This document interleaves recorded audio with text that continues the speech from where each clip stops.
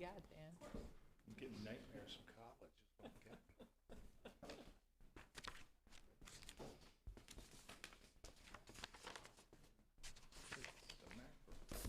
All right, are we ready to begin?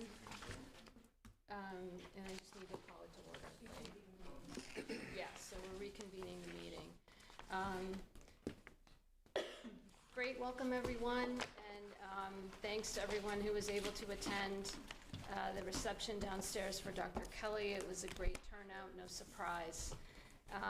Before we begin the business of the meeting tonight, I just wanted to comment on a few things. First is, we've had some questions in the community from time to time about the possibility of a SRO in the building. Welcome, everyone. Thanks for coming. About an SRO, which is an acronym for a school resource officer, as I would imagine everybody knows. And it is a proposal that the school received just about a year ago, I guess it was originally, for a full-time school resource officer in the building. We've been talking with the chief and trying to better refine our understanding of the role that an SRO would play in our school. And we understand from the police department that the principal role of an SRO, contrary to some roles that they play in other districts, is not necessarily safety, but of relationship building with students. So that's interesting, and that's something that we have the good fortune to have happen very organically here in Bronxville. We welcome police presence in our building and knowledge of our building, and we welcome relationship building with students and building personnel when classes are not in session. So lunchtime, extracurricular times, special presentations, and attendance at drills. These are all times when the police department is present in the building already. And we believe that part-time police presence during unstructured student times could be very beneficial.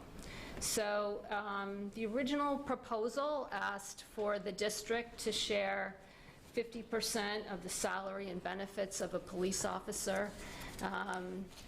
We're still trying to put a finer point on exactly how and when and how much time an SRO would be in the building.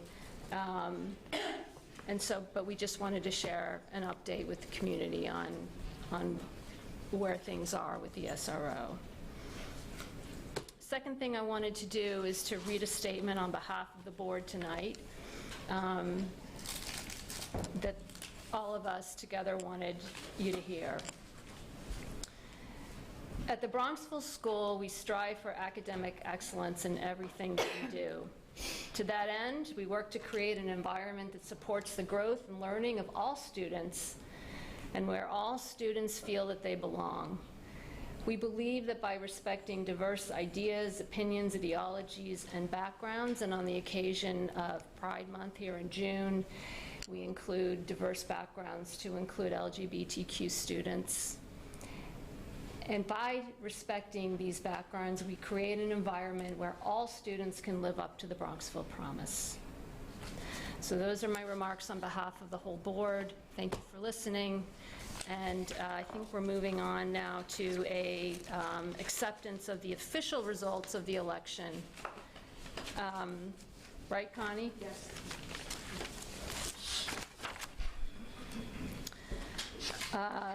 So you have before you the official results of the election last month. Are there any questions or comments?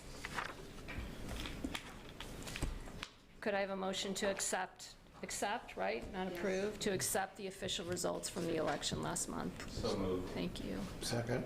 All in favor? Next, we'll approve the draft minutes of the regular meeting and budget hearing from May 4th, 2023, and the special meeting of May 16th. Were there any comments or changes to those minutes? There being none, could we have a motion to approve those minutes? Motion?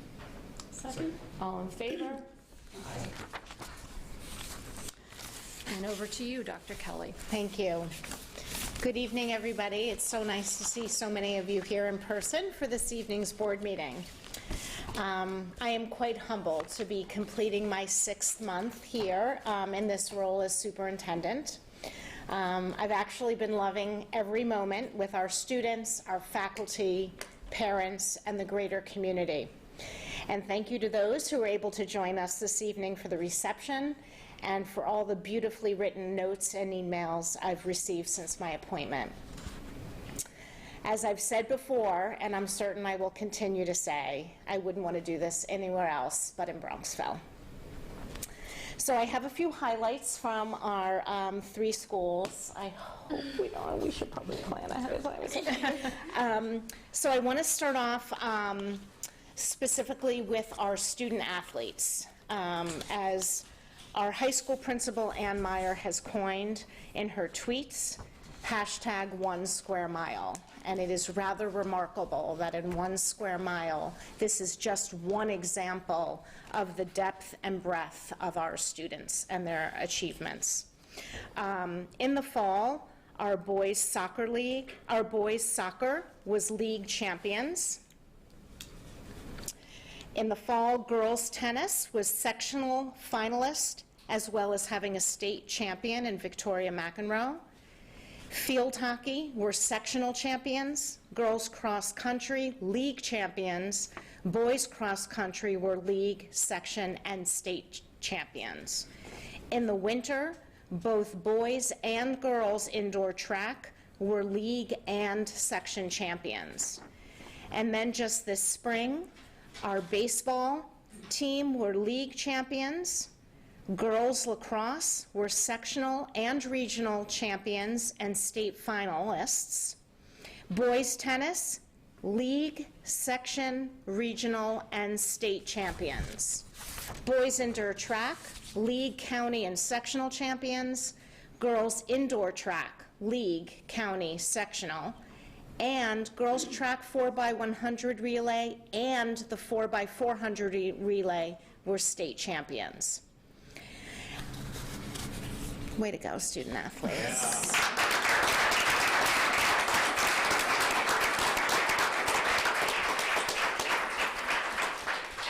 In our middle school, our principal, Joe McCora, has expanded our ambassador program by having 7th and 8th graders, along with Mr. McCora, visit every 5th grade class.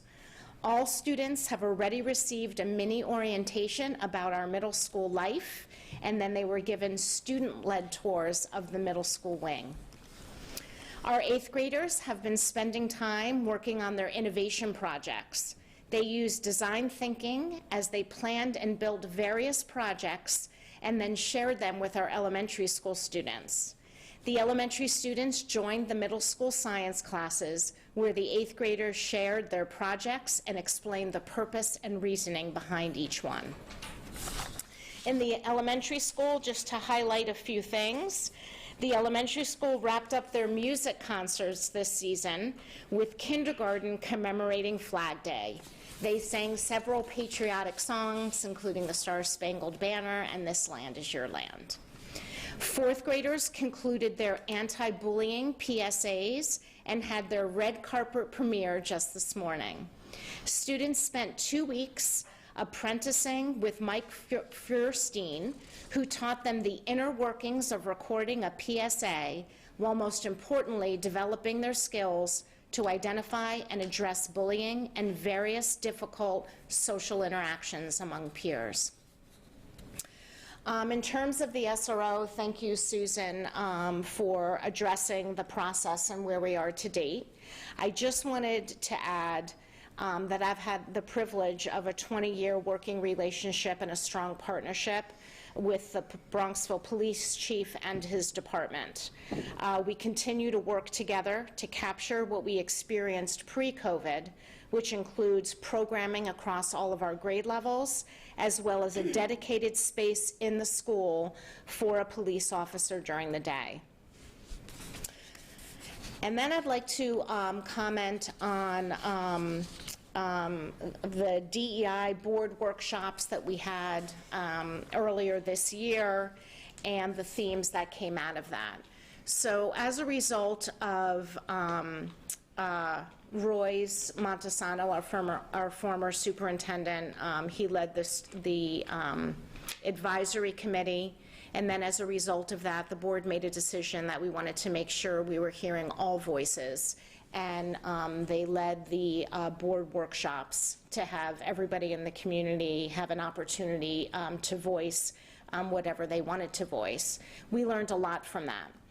And one of the things that came out of that is we felt it was time to review the language of our Bronxville Promise, because there's one aspect that should never be minimized, and that is partly what we learned from the advisory committee and the board workshops. And that is, regardless of our political beliefs, we all believe that the Bronxville Promise is right for us and right for our students. And we want to continue to ensure that our Bronxville Promise is current. And so it was first created, as you know, in 2014 when we came up with the 4 dispositions of leadership, innovation, engaged citizenship, and critical thinking.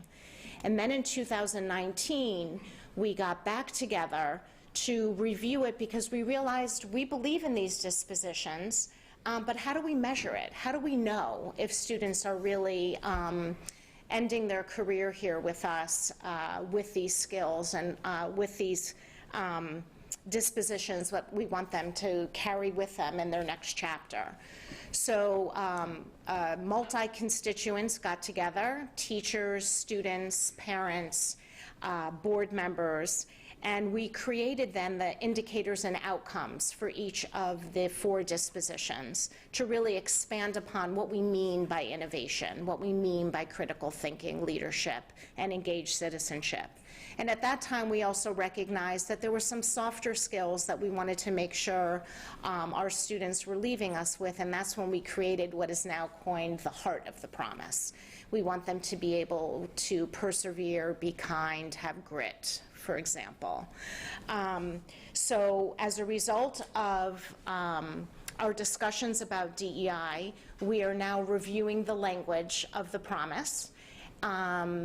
So much has changed since 2019. You think about in the disposition of innovation alone, everything that's happened in the last year with artificial intelligence. We want to make sure that our students go off to their next chapter having exposure and being comfortable with that.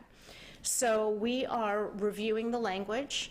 The other thing we are looking at very closely, which was a theme that we heard throughout our listening, is that the idea of belonging and how we want every student, every day, to feel that they belong here in the Bronxville school. So,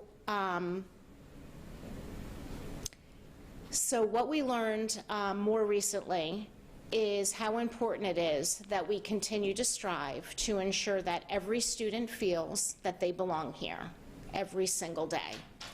And that is regardless of how they present themselves, whether it be their gender identity, their sexual orientation, the color of their skin, the religion they practice, or their political beliefs. Every student, every day. Thank you. Thank you, Dr. Kelly. Oh, we have more. I'm sorry. Hi, everyone. A lot has happened in the high school since the beginning of May. In May, we had the SFL Field Day, which is basically the big event that SFL organizes for the year. This year and last year, we kind of did like a Squid Game style theme where like kids get eliminated and at the end there's one winner. We had prom recently. We had it at the VIP club this year. That was a lot of fun. There was the Arts Festival, which is like a whole week that has a ton of different events, including open mic night, which is hosted by the school's art society, or the high school's art society, an art show for the K through 12, and several different performances across the week. We had a wonderful Memorial Day ceremony. The Freshman Transition Program had their last event, which we had this like little picnic outside by the front lawn, which had a ton of different lawn games and like tug of war. And we're also planning ahead for next year. The leaders have been chosen, and as part of my senior shadowing, I worked with Ms. Diagardi to kind of work out what was good about this year, what could be worked on this year, because we changed a lot of the program coming into this year from prior years. We made it a lot more activity-based, try to make more events that like encourage bonding between leaders and between the leaders and their freshmen. So that's going to continue into the next coming years. I think the school has somebody who's like specialized in running that program. I can skip the athletics because Dr. Kelly did that one. But what else has been going on is a lot for seniors. A couple weeks ago was Senior Week. We had a day of volunteering, a couple of days of safety training. We went back to Boundless Adventure, which is like a ropes course nearby, which was a lot of fun. And then the next 3 weeks for us have been senior shadowing. So that's where like seniors pick any kind of experience that they want to complete a certain number of hours for, whether it be an internship, a job, or anything that they are interested in. For people who aren't seniors, unfortunately, finals this weekend, next week. But, and then this week, a lot going on too. We had the all-school award ceremony on Monday across the high school, which is really cool to recognize all the students' achievements.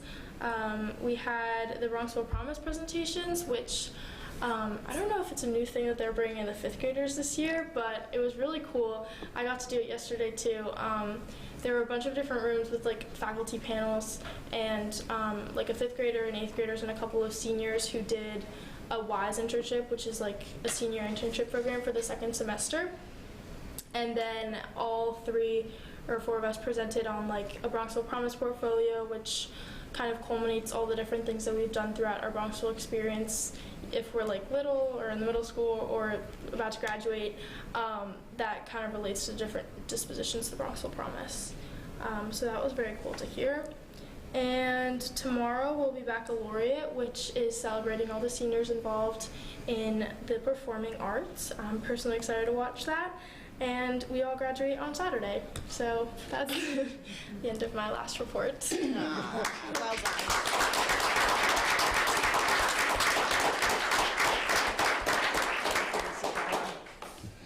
And on to personnel.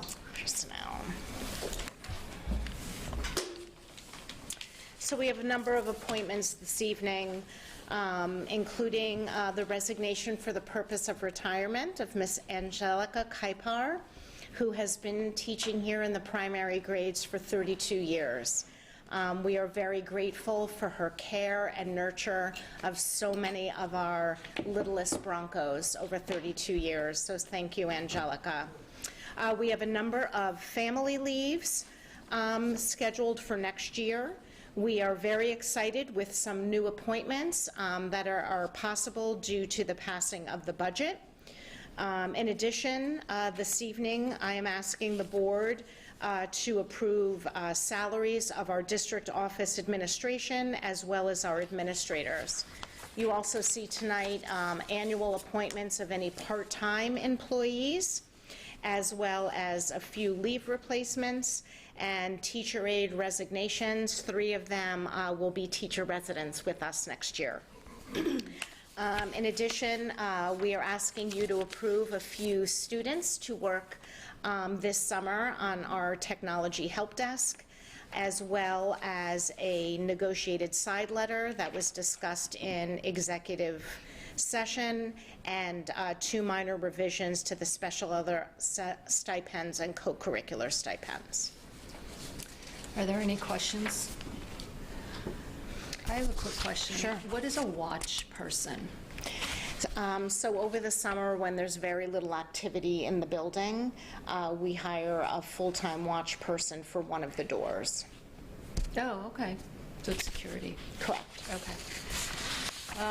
If there are no questions, could we have a motion to approve items A through double H? So moved. Second? All in favor? Aye, motion carries. Thank you. Mr. Carlin. Mr. Carlin, who hosted a wise intern, right? I was not able to heckle him during his presentation. Yeah, I attended his presentation yesterday, Ada McBride. It was excellent, and it sounds like you gave him a very full internship experience. He got to see where the water goes. Yes. So for my financial report, with only 1 month left in the fiscal year, expenditures are continuing to track toward break even. I'm confident that when we close or carry over all open purchase orders, pay our last invoice, and issue our last payroll for the year, we'll see small surpluses from salary and contracted services lines, but much smaller than in recent years due to, issues of inflation for the most part. This outlook has not changed over the last 6 months or so, and at this point I think that when we actually close our books, we'll see an accumulation of smaller budget surpluses that will slightly exceed the projected $150,000 surplus from expenditure accounts that are reflected in my current projection. The story of robust revenues continues to exceed expectations. Revenues continue to forecast significantly above budget as non-resident tuition, projected interest income especially, and county sales tax are now driving the total surplus to over $1.6 million. $500,000 of that surplus is committed to reduce the 2023-2024 tax levy. But when all is said and done, and we'll talk about some transfers in the financial action items, it will enable us to increase our teacher retirement system and capital projects reserves significantly.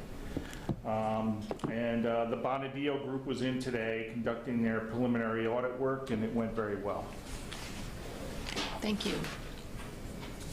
Any questions for Mr. Carlin? And you have some action items for us. I do. This meeting and the next meeting are typically packed with financial action items as we prepare for closing this fiscal year and gearing up for the next. With that in mind, there are 7 financial action items on the agenda as follows. A, we're required by law to provide transportation to private schools within 15 miles for residents of Bronxville who choose to go to private schools. This resolution awarding the BOCES Bronxville, Eastchester, Pelham, and Tuckahoe transportation bid, transportation consortium bid to Royal Coach Lines, who were the only bidder, and is renewable for a total of 5 years with increases of 3% for the following 4 years. The current increase for next year, though, is significant, but we really don't have any other choice. We brought Royal Coach in. Their costs are increasing, trying to lure drivers, which if they can get drivers, because this is trickle down too. If they can get enough drivers, we might see more athletic transportation as well. B is a trash removal bid award to CRP Sanitation, who was the only bidder, and we're very satisfied with our current service anyway, so we're happy that they want to come back and take away our trash. Then C, we have some fund balance transfers that were discussed and recommended by the Finance Committee in a meeting earlier this week. D, we have to establish non-resident tuition rates with slight adjustments for the increase in the tax levy. E is our cleaning bid extension. This was competitively bid last year, and we're seeking to extend the bid at the current rates, with only adjustments being any changes in the prevailing wage, which happened during the course of the year. F, we're renewing our current insurance program, which was also discussed at length and recommended by the Finance Committee. And finally, we have a foundation grant of $14,102.40 for 6th through 12th grade social studies curriculum alignment work for recently redesigned U.S. and World History Regents exams. And you'll probably be seeing the same number of financial action items at the reorganization meeting next month. All But I'd right. be happy to entertain any questions. Can I ask a question? Why would that be something that the foundation, the social studies grant, if the state has redesigned the curriculum, the Regents curriculum, why is that not something that the school would handle in-house? We had about 4 days of professional development this year where they were unpacking what those are looking like, and how they're going to realign their curriculum to that through Greg Fredericks, who works with Putnam Northern Westchester BOCES, as well as Alice Grant, and they were given that time within school to, work on that.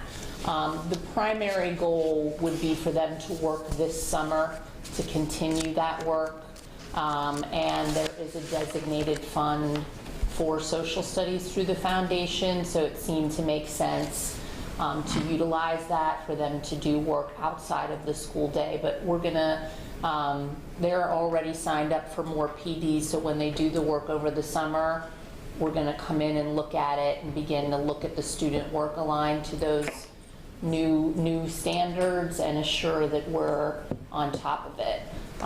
They just took the new Regents, so we're going to have a much better idea of how that looks, and therefore I think it's time to adjust. But it is being handled within the school day as well. The bus contract. I know we had a full discussion on this last year, trying to figure out if there are other things we can do. But we're now at about 6.5–7% of the controllable budget is taken up by transportation outside the district. Sure. Is there any other things that you can think of to try to? I mean, this is a huge increase. 25%. We use public transportation where it's feasible. Yeah. We put the Fordham Prep kids on Metro North, and that's the cheapest alternative. Sure. There are districts out there, Pelham being one local, that if you're in kindergarten and you go to another school, they will issue you a Beeline bus pass to get there, and which is effectively just makes the parents transport the kids to and from private schools. Boards in the past have sought not to go that route. We seek out any alternative, the cheapest alternative. If a car service would serve the bill over a $600 a day bus, we would go that route. Well, when I look at, I mean, you don't have the full contract, or maybe I just looked at the summary. So when I look at the daily price for an 18 to 20 passenger vehicle, and you've got $500 for the first hour up to 4 hours, am I reading that right? Mm-hmm. So if they just go 1 hour or 4 hours, it's the same price. Yeah. And then does it matter how many passengers are on that? Yes, well, the cost of Bronxville matters how many passengers are on that bus and from what school those passengers are from. For instance, we'll run a bus that, just for sake of argument, might go to Iona Prep, and there might be, 6 Bronxville kids, 10 Tuckahoe kids, 5 Eastchester kids. The cost of that route is split on a per capita basis and billed that way. And is that on a daily basis? Or is that in the bus route? If there's 10 Bronxville kids, even if they don't pick those 10 up, they get charged for the 10. It's actual riders. So that's actual. Yeah, we get billed the kids who ride. Okay.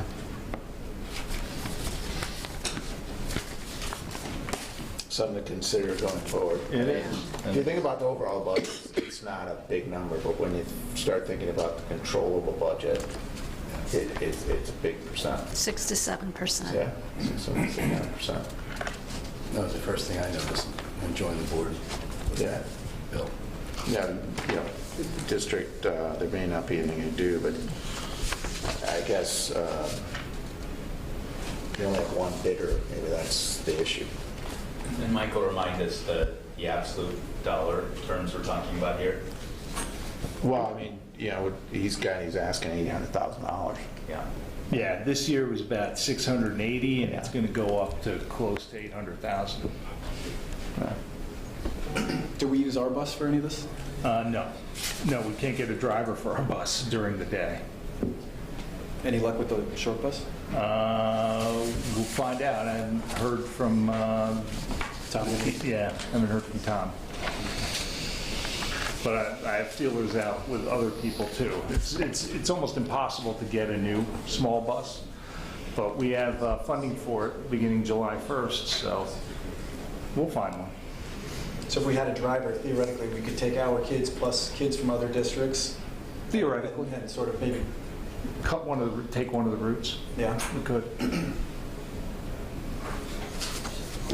I had a question also on the insurance. How often does our broker bid out our insurance? It was bid out last year. There's not a lot of takers. There was only one other, the bulk of our insurance we purchased through NYSER, the New York State Insurance Reciprocal, which is just a whole bunch of school districts got together and formed a self-insurance vehicle for school districts with, you know, reinsurance through the big carriers. We bid it out to go fully insured last year, and we had one other firm interested. It was Utica. They pulled out of Westchester 20 years ago and stopped insuring anybody south of Route 84 because the valuations really freaked them out. They're trying to step back in, so even if they were the low bidder, you know, when's the next time they're going to pull out anyway? But the NYSER has done well by us, and we did not bid it competitively this year, but we did last year, and nobody could come close. Okay, And it's a harder market now than it was then. thank you. Dan, is there opportunity to continue discussing this topic of transportation? Oh, to private absolutely. schools? Yeah. Absolutely. By when do you think we have to have a decision on this one? This one we need today. Yeah. But I think for next year's budget, this is, you know, something that, you know, we look at everything for cost savings, obviously all the time. But this is not just, this would be a philosophical change kind of in the way we do things to impact this budget line, to change it. And I think probably a little more than 10 years ago, I think about 2012, we did a, you know, the board considered just doing just that, and chose not to. To Mickey's point, so the contract that's being signed, do we have an out clause, a yearly out clause? We can always take our students off the bus if we find a better alternative. Okay. And they Okay. just wouldn't bill us for that.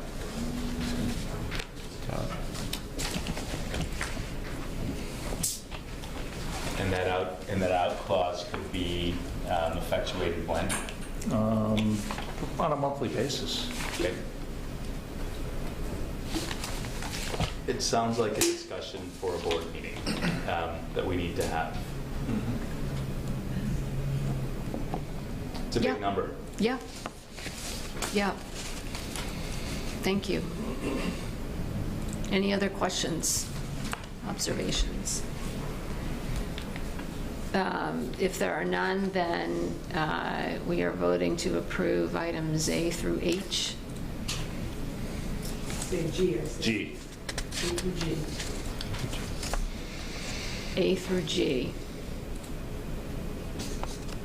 My agenda says H for aero security. That's in the older version. Okay. A through G. So moved. Second. All in favor? Aye. Motion carries. Thank you. Moving on to facilities, priorities for the summer, we'll be working on an automatic sanitary backflow valve system for the first floor of the A and B wings, and also an energy efficiency study, which should get underway shortly. And finally, I was just notified today that the outdoor classrooms project was approved by SED. So LAN is working on bid documents, and we anticipate advertising the bid very soon. They'll tell us what the market looks like, but if we can get a short bid cycle, I would love to start work on this before, have them mostly complete by the school year, but that's an extremely ambitious timeline. That's great news. And no action items. Okay, thank you. Next, we have a textbook approval for economics, which I believe was reviewed in the Strategy and Curriculum Committee. Here it is, nice and thick. So yes, we have the Social Studies Department includes the teaching of economics, and they have asked for an updated textbook. This is a newer edition of the one they had used for many years. They seem to be very excited about it. They think it will help the students follow along through the concepts that are taught in econ. It will include a purchase of a book as well as 6 years of online access. So students will have access for the course of 6 years, all the kids who take economics, as well as have these available within the classroom. So the department looks for textbooks that they think are beneficial. They usually approach me with 1 or 2, sometimes 3. We take a look at them, talk about pros and cons, and then I bring it to the Strategies and Curriculum Committee because the board does approve textbooks. Who's the author? Irvin Tucker.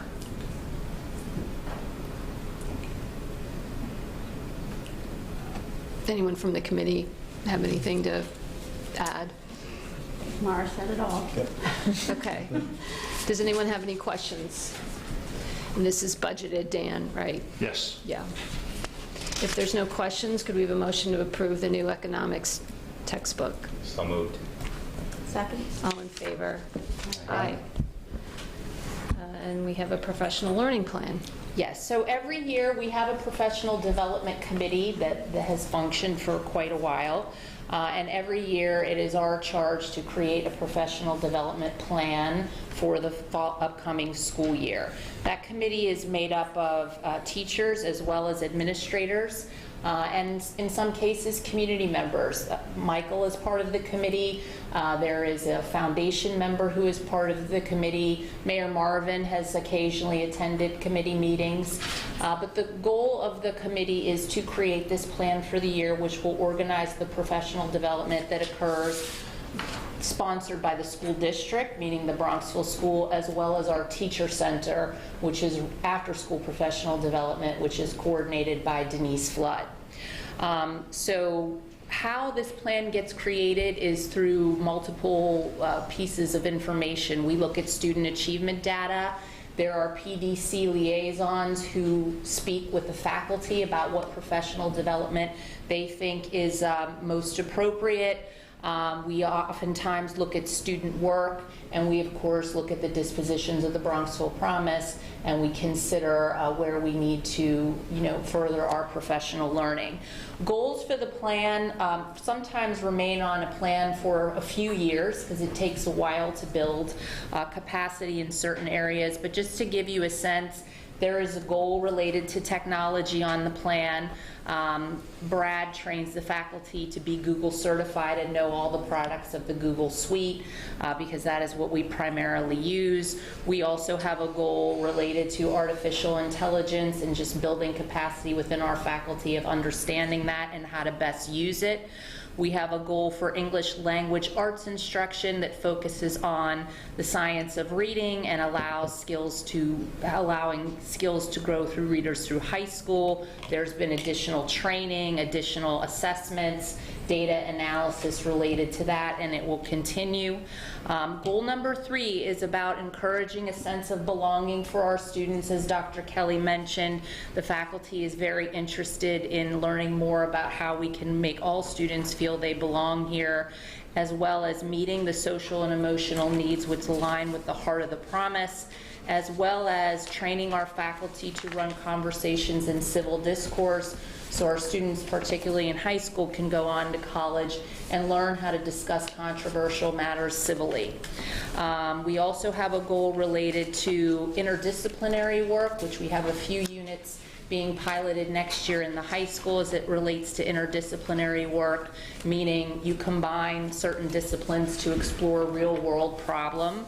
And we're very interested to see how the students respond to that and learn more about how to design those experiences. And the last one is making sure our students are exposed to best practices in science and math. Many of the science assessments are changing over to phenomenon-based resources where students are exposed to a video or an image, and it's much more inquiry-based than lecture-based in terms of the way students are learning about science as well as how they're being assessed. And we do want to think about some best practices in math and aligning curriculum. And as you all know, the district has hired a math coach to help us with that. We're very excited about her coming and offering professional development to our faculty. So that is what is on the plan. You have to vote to approve it. We then send it to the state. On occasion, we do get feedback from the state over the summer, so if it's revised, it would be put back in front of you in September, but sometimes we get a pass and we just sail right through. Thank you. Yeah, I thought it was great. It's very aligned with some of the things we've talked about strategically for the budget and longer term. Anybody else have any questions or comments or observations? If there are none, could we have a motion to approve? A second? All in favor? Approved.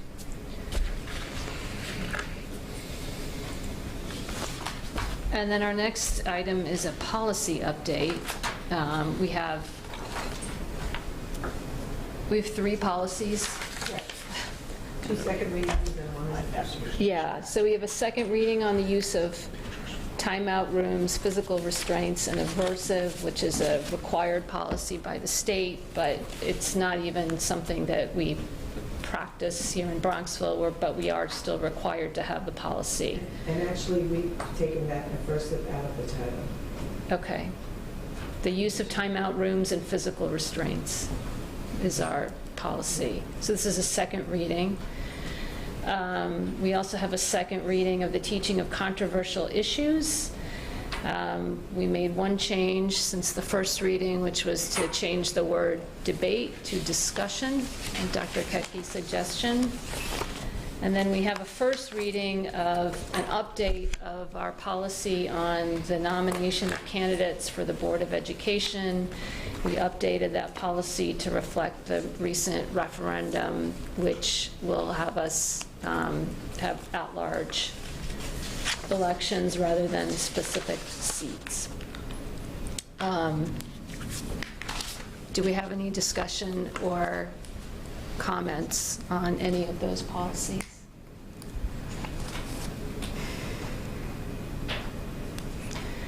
For this, We need 2 resolutions. The first is to accept the second reading, the policies that are scheduled for second reading, after a second reading, to approve those. we're accepting the second reading and approving them? No, I'm sorry, we are accepting the policy numbers 4321, 412, and 4810 after a second reading. Accepting them. accepted. All right, could we have a motion to accept policies 4321.12 and policy 4810 after a second reading? So moved. Second. All in favor? Aye. Motion carries. And then are we accepting the first reading of, For first reading. The policy number 2120.1 for the first reading. we're accepting it for a first? So As a may first reading. may I have a motion to accept policy 2120.1 as revised for a first reading? Yes, motion? Second. All in favor? Aye. Our next agenda item is committee reports. I think we've had curriculum and finance, so Mike and, Go first. Yeah, we had a finance committee meeting. Dan touched on the moving to some monies to the reserves. Like he said, it's going to be somewhere between $1 million and $1.2 million. We agreed on the reserves, which is really the top up TRS, the general reserve, which is dictated by percentages. But I think the big increase, and we're moving some money out of the tax reserve into the capital budget, which will get us up to $4 million, which is great. yep, And, hopefully that continues to grow as some of the needs are going to, you need those funds over the next couple of years. I did make a recommendation, you brought up at the insurance, we do that every couple of years. We did not go out and solicit for flood this year because we decided as a board, I think 2 Self-insure. years ago, to self-insure. But I thought just, Dan, every 2-3 years, go out and test the market just in case it's changed. I think that's good policy. And then also the investment policy and the budget planning policy or procedures. I said they should probably be updated. I think the budget is about 10 years old and the finance is about 6 years old. Some of the things in there are just dated. It just doesn't happen. there's a lot, yeah, that's Yeah. dated. So I think Dan agreed that the lawyers would go through the investment. And then on the budget, Mickey had some very good, kind of ways that the budget process maybe can be slightly changed a little bit to work better with the board and how we budget going forward. And Great. I think we'll be up to the next finance committee. Okay, great. Strategy and curriculum met on Tuesday. We had a pretty full agenda. Mars referred to a few of the things we talked about, the civil discourse training, interdisciplinary work in the high school, and the econ textbook. We also reviewed potential curriculum topics for the new, well, I guess we're calling advanced health course, the second half of the health course that will start to be offered to juniors fall of 2024. So we looked at some of the topics that the faculty is interested in exploring and approved those for them to initiate research on over the next year.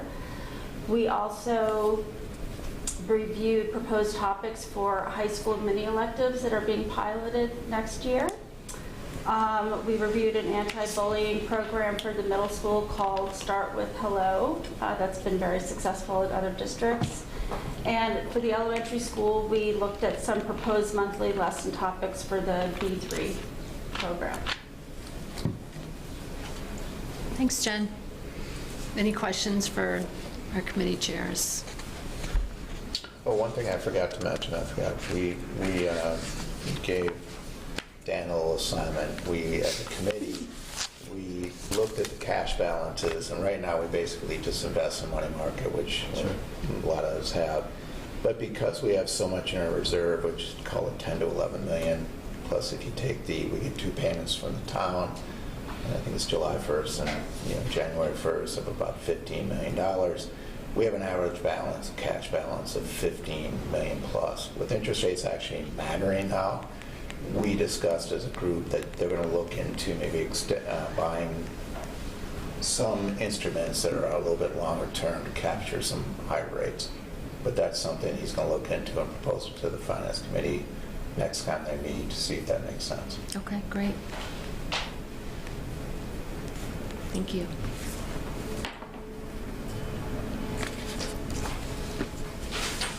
Were we going to vote on the reserve transfers tonight, or did I miss that? think we just did. It was earlier on. It was in the agenda. Oh, yeah, yeah.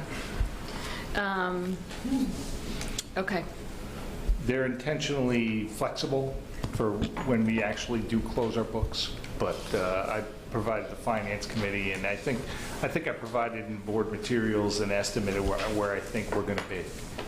yeah. Yeah, so we have tax cert going down Yep. significantly. Which was recommended by our auditors. In 800,000, and we've had a very low experience with that, and we moved that over to the TRS retirement account and to And to the capital facilities, reserve. yeah. Capital projects, yep, great.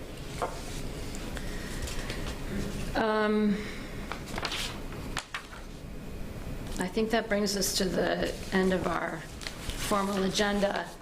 We have one more agenda item, which is that I've got the privilege on behalf of the board of thanking two of our retiring board members, Jen Russo and Mike Finley, for 6 years of service. Jen and Mike served from 2017 to now for 6 years. Jen was on the Facilities Committee for 6 years, Strategy and Curriculum for 5, and obviously Chair this year. She served as a PTA liaison for 2 years on the Audit Committee, a year on the Finance Committee, and a year on the Negotiations Committee. Mike Finley has been a member of the Finance Committee for 6 years and Chair for, I think, 5 out of 6 of those years. He's been on the Audit Committee for 4 years, Negotiation for 2. He served as the board's Vice President for 2 years, liaison to the Foundation for 3 years, and also he did a term on the Safety Committee. Very active and engaged board members. During their service, since 2017, the school underwent, just to highlight a few, a major capital project. So we had $24 million in debt capacity that was retired, making room for a major project where we added 3 more pumps, we renovated Chambers Field, we renovated the high school atrium, and we added a new guidance suite and health suite. Jen oversaw that on her time on the Facilities Committee. We addressed flood mitigation with the installation of those pumps, and also, as was just referenced, made a decision to self-insure, which so far has saved the district a great deal of money, and Mike was really instrumental in being thoughtful about that decision. So that was a big decision, but it appears in hindsight to have been a great decision. And then we'll all not soon forget that they served through 2 years of COVID. And along with their other colleagues on the board, kept our school, made it a priority to keep our school open. And then those of us here around the table today were fortunate to have the benefit of their experience during the superintendent search. So a very busy time from 2017 to 2023 during their years of service. And as colleagues, parents, and taxpayers, we are so grateful for their steady service during a very eventful 6 years, and I hope everyone will join me in a round of applause.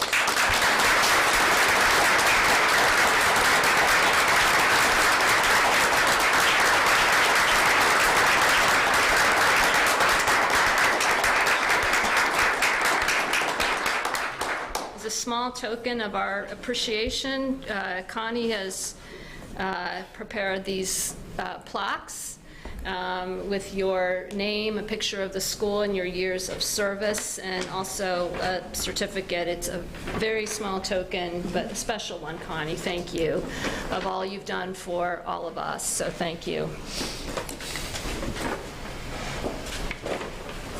Thanks, Mike. Thanks, Jen.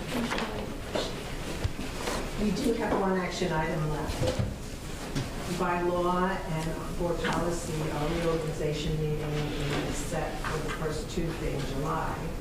if we don't hold it on that date, we have to pass a resolution. To change it, okay. To change it. And the resolution is on the screen. Oh, thank And we're changing the date to July 11th. It has to be a date before, on or before July 15th, and we all agree on July 11th. All right, can we have a motion to change the date of our reorg meeting to July 11th? So moved. All in favor? Aye. Motion carries, and I believe that concludes our formal agenda. We move now to the public comment section of the meeting. Is there anyone who wishes to make a public comment? Sure, come on up. Hi, my name is Eliza Rucci. I am a junior here at Bronxville High School, and I'm here on account of Rainbow Coalition standing in solidarity for Pride Month.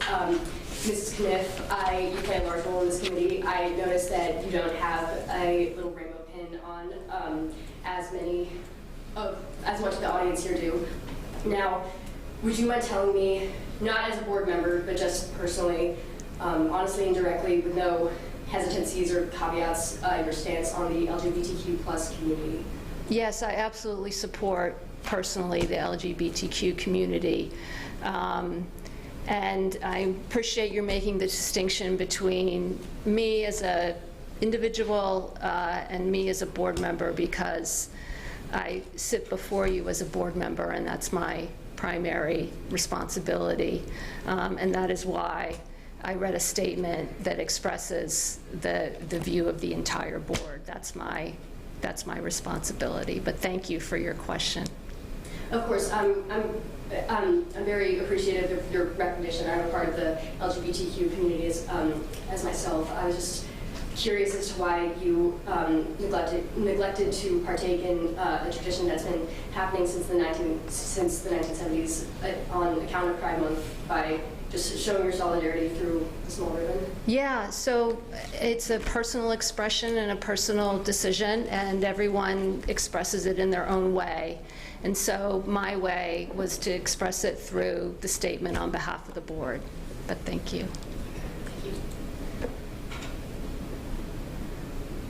Any other comments or questions? One quick thing. Sure, Jake. Nice to see you. Nice to see you. I'm just thinking that, with the Bronxville Promise and everything, I think that board members, I do agree with the statement. I'm happy that you read the statement. But I think that, we as a student body are really appreciative of board members who have chosen to wear a ribbon or something of that sort. And I think maybe going forward in future years, it would be a good idea for you guys to demonstrate that in a larger way, or, organize that a bit better for the sake of the student body, Thank you, Jake. Also, my name is Krish. Nice to meet you guys. I do second, or I guess triple, what you're saying.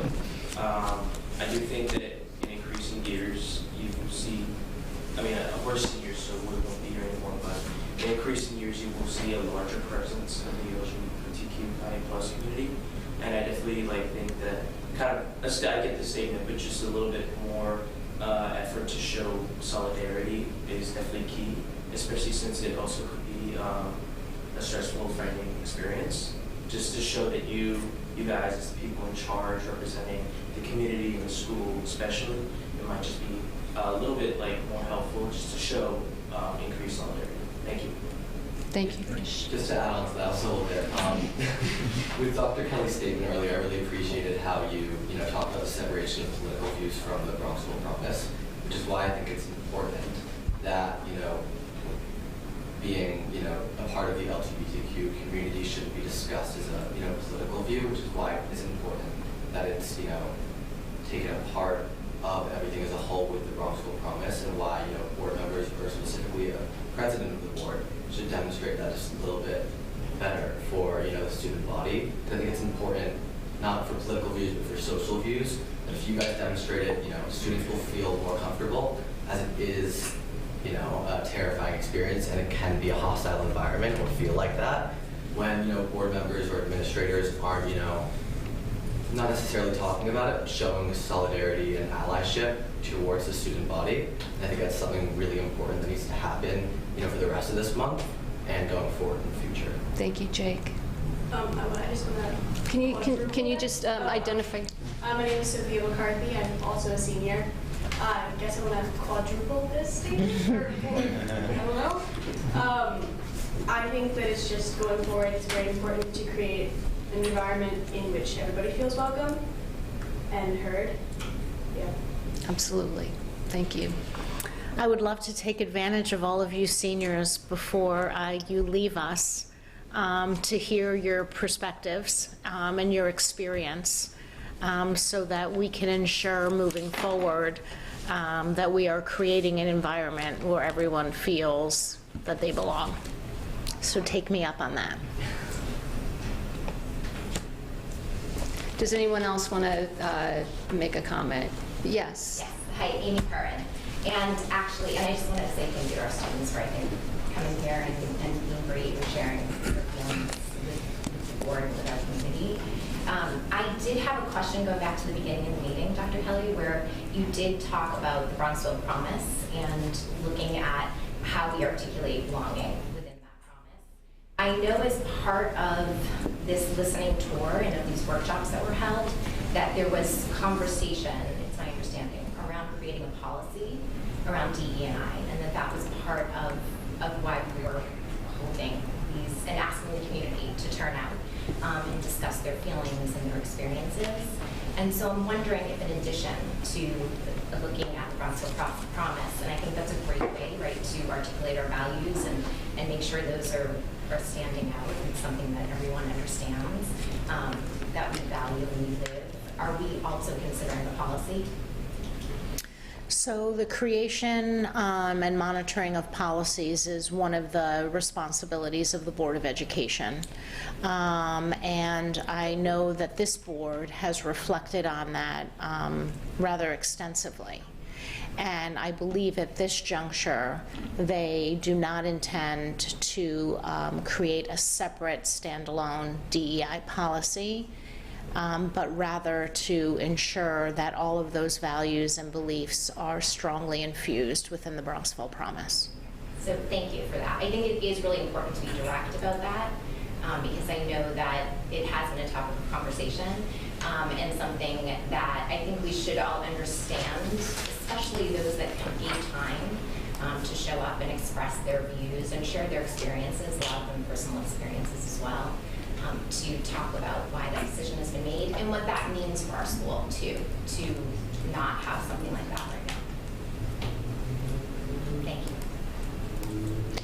And, you know, I had referenced those DEI board workshops earlier. I want to emphasize that I don't believe that we need public forums in order to hear each other's voices. And I want to make sure that everyone in this community, students included, understand that not only my door is always open, but every adult in this building. And so I don't want frustrations or concerns to simmer. I want to hear about them because we can only address what we know, and we always strive to be better. If I do want to be clear, I don't know if it's the right or wrong answer to not have one, but I think really understanding how the decision was made and how that impacts. And that is something we can certainly talk about. Thank you. I appreciate it. In the back. Yeah, so Jonathan Wagner, this is actually my first board meeting, so I appreciate the work that you guys do. I know you have a fantastically hard job to balance what could be some very different views in your constituency. Secondly, applaud the young people up front for making the case. So I grew up in a small town in Arkansas that was only one race and didn't accept any diversity of any kind, whether it's racial, sexual identity, religion, whatever divisions. My sister was a lesbian, and there was no help for her. Nothing. As soon as she got out, she got to be herself, but she was trapped. And I know the intention of this board is positive. When I hear the words you guys are choosing to not expand the thinking on these topics, that we have a promise, that we are accepting, right? Guess what? Those are the same words used in Mount Vernon, Arkansas. And that was not an environment that ultimately ended up being one that could be inclusive and loving and supportive. And so I hear this talk about acceptance. When it comes to these sets of issues, pride, DEI, I think more broadly, helping our kids navigate what is a global community that's very different now. It starts with understanding, or excuse me, it starts with acceptance. I think you guys want to create an environment that's accepting. But the next step is understanding. And you're not providing an environment that creates an understanding of the challenges, an understanding of the differences. And then the third step is celebrating. And I don't know whether this school ends between understanding or all the way to celebrating, but just starting with accepting and letting that be the end point of the discussion is not, I don't think it's what your community wants. I don't think it's what your students want. And I don't think it prepares them. Because the opposite of hate and the counter to hate is actually, it's not always love. Most of the time, it's education. The only way you battle hate is through education. And that's what we're here for. This community rallies around what you guys are doing to help educate our kids. If we can't educate them to be good global citizens that can understand and care for each other, we miss the joke, right? We failed the test. Thank you. Thank you, John.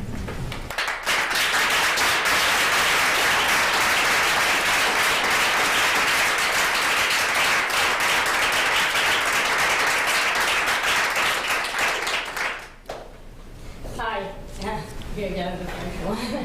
Well, thank you, John, for sharing. Actually, I have a very similar story with my brother. And before you use diversity background. I'm sorry, could you just... Sorry, Delphine Prieti. I'm a mom with 2 high schoolers and a 2nd grader. Thank which you. give me different perspective and awareness about how we talk to children with language that would depend on the age, like age-appropriate manners, but like just to come back with your statement about like diversity background, including LGBTQ plus community as a background. I just want to say it's not background, it's who they are. And it's like from their birth, from when they were in our bellies as mom. And it depends on us as well, who we want to be, because as my 2nd graders, and through my experience with my brother, where my mom thought he would get married with a beautiful girl, get kids, and then getting in his 20s, having to do a coming out with the family where we were every weekend in church, and my grandma every day in church. And actually she was the one born in 1911, so let's talk about different perspective as well in terms of age and history. Saying to my mom, you're the one who gave birth to him. And God give you that grace. God give you the responsibility of educating him, growing him, love him, and protect him. And today I'm a mom. And I see my kids. I don't know my 8 years old where would be his choice. But my role is to stand here today for them, because I want him, if he's coming out, to be able to say, my mom loves me. So that's it. Thank you very much.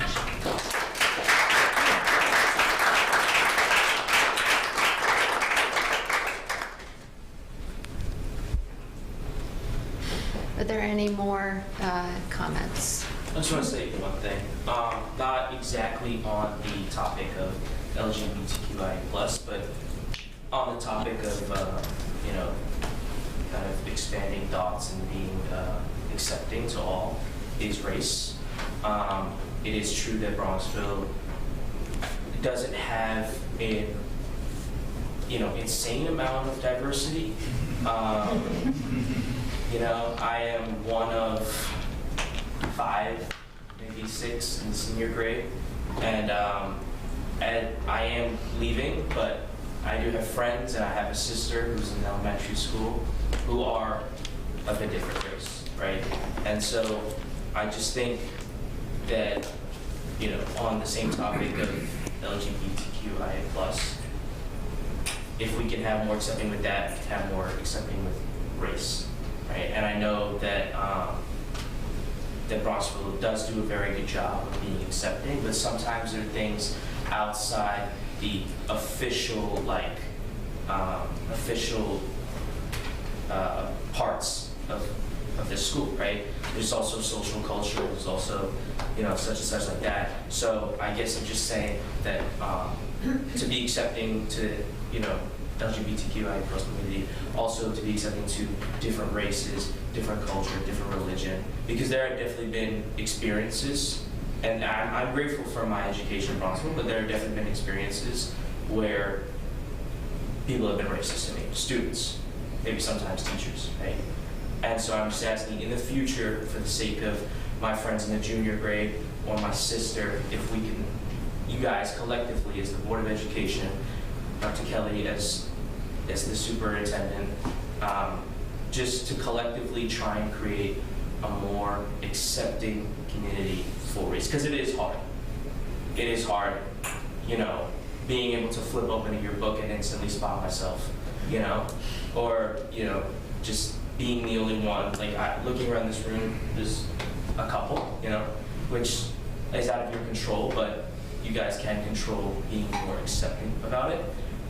So I do ask the Board of Education just to keep that in mind, definitely, because I do think with the times, things get more and more progressive. You will see more and more diverse kids. So just, try to make an effort to make them feel included, accepted, and safe. Thank you.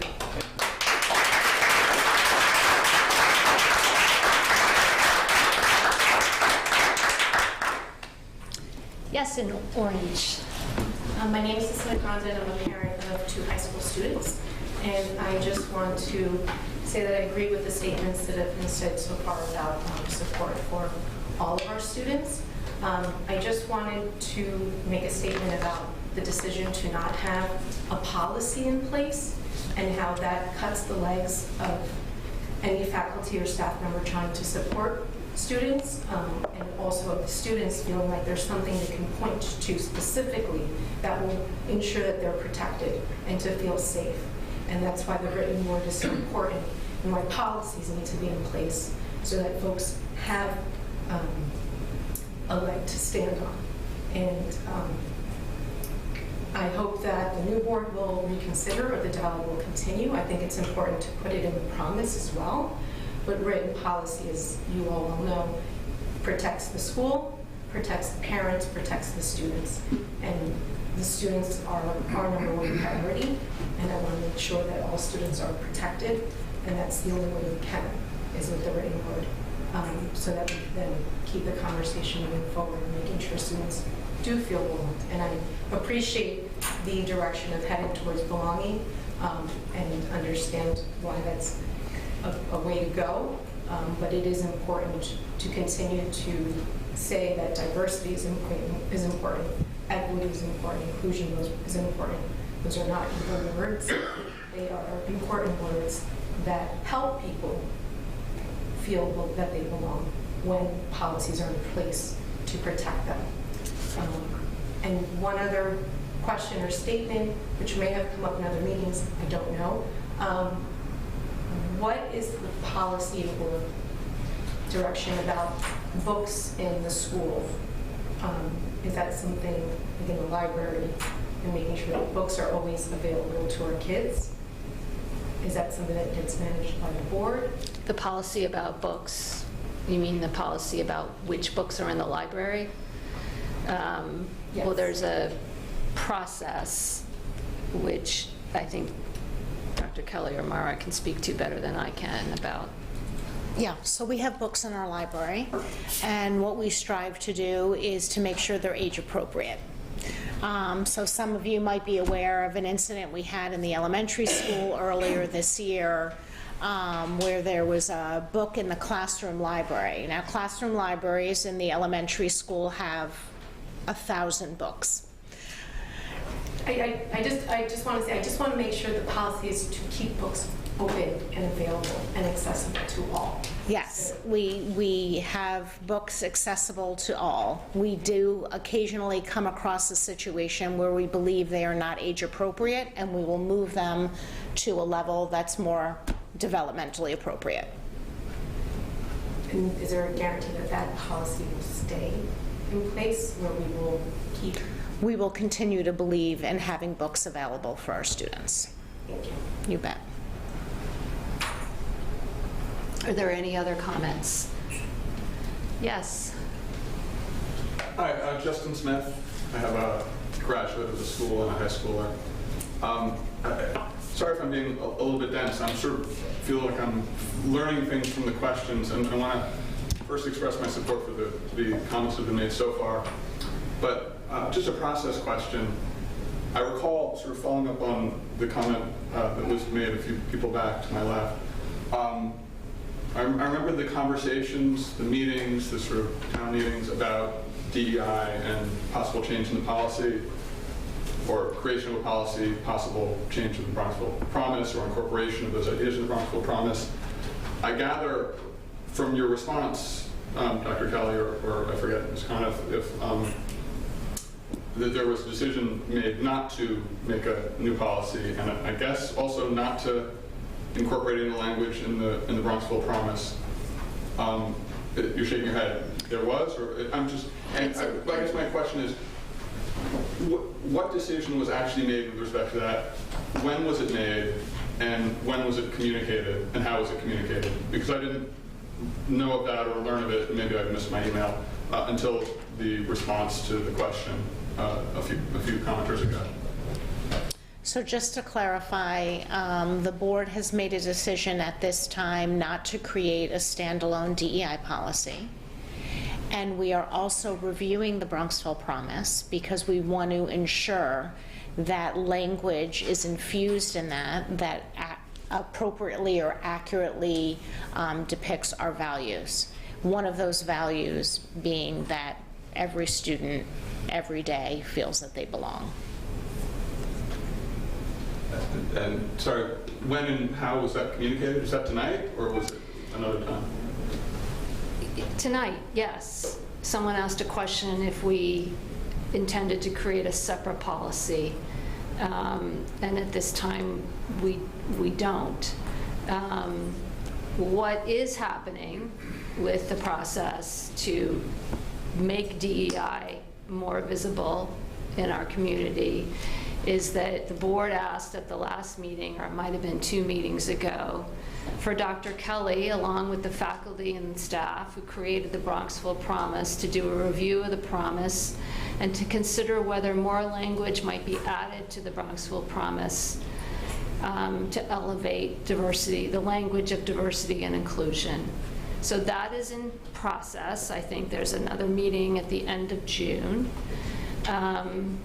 We also said, I think at the last meeting, that, you know, in reviewing our policy, that we have a philosophy section of our policy manual that is quite outdated, along with apparently some finance policies and I'm sure other policies. It's been a long time since our manual has been reviewed. So one of the possibilities in all of our discussions is to codify possibly the promise with its additional language as policy. So that is a possibility. It's not anything that the board has come to consensus on, but it's something that's been discussed.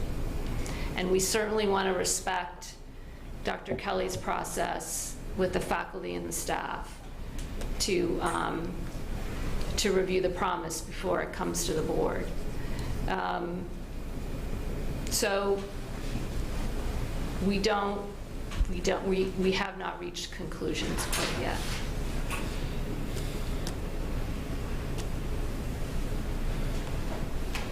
Is there anything Real else? quick, is the first step the changing of the promise, and then you'll actualize what's necessary to create belonging? So let's just say if belonging is the thematic that carries into the mission, then you will actualize policy or programs that support that? Is that how it works? Just understanding the process question. Yep, and that's a great theme that came up during the workshops, which is actions, not just words, really important. And I think we believe we already have many programs and actions that support those values. I do just want to make an additional comment as the faculty is undergoing this review of the language of the promise to make it more current and to make sure that the theme of belonging is infused in that. We're also including students in that process. It's important that we hear from them directly because they are experiencing life here as students every day, and we want to make sure that that is appropriately infused.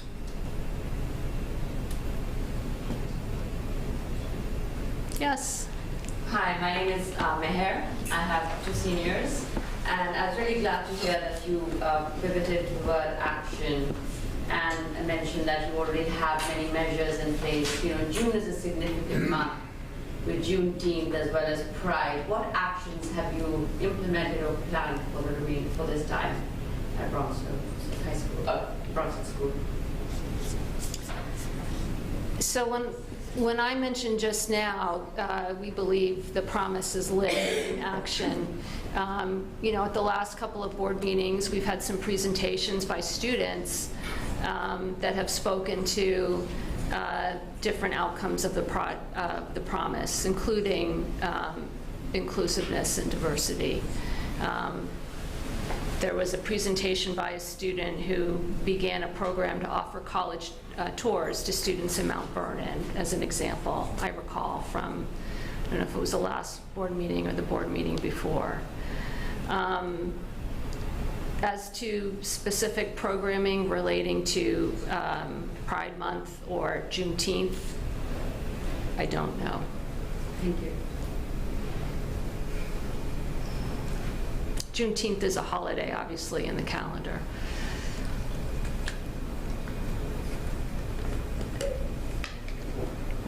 Any other comments? I have one unrelated. Well, it's a policy and process question. And that goes to Aaron Schaefer here in the community. Removing Mother's Day and Father's Day activities in the elementary school. And how does that come about and why? So I'm glad you asked the question. I think the first question should be, was it removed? And it was not. We have some grade levels that did not do their craft project this year, given trying to be sensitive to students in that grade who have recently lost a parent. And so the teachers, using their professional judgment, did not make it a lesson and a craft activity like they had in prior years. I think that happened on 2 grade levels out of the 6 grade levels this year. Okay, so thank you for that. You're and welcome. I think that even within those classrooms, that wasn't communicated to the parents in that way, which creates a lot of confusion and discussion in the community. Understood. Are there any other public comments? All right, thank you everyone for your engagement and attendance tonight. We appreciate it. And so may we have a motion to adjourn the meeting? So moved. All in favor? Aye. Aye.